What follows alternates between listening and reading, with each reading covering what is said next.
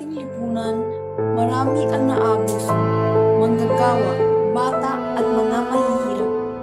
Isa si Aling Maria at ang kanyang anak na si Ashley. Nanay, bakit hindi tayo pinipasok? Anak, mahirap kapag mahirap ang tingin sa ating lipunan. 10 oras na ako nagtatrabaho, ngunit maliit pa rin ang sahod ko. Hindi tawe, inabuso ang iyong lakas, tao ka, hindi ka makina. Hoy kayong lahat, walang karapatang magreklamo. Ako ang amo rito. Gawin niyo ang trabaho niyo kahit pagod kayo. Bini-bini, may karapatan din kaming mabuhay ng may dignidad. Hindi kami alipin. Tama na, nakita mo pag-aabuso, hindi dapat manahimik ang lipunan sa itong sitwasyon. Tayo magtutulungan, mawawala ang pagkakas. Galang ang karapatan ng bawat isa.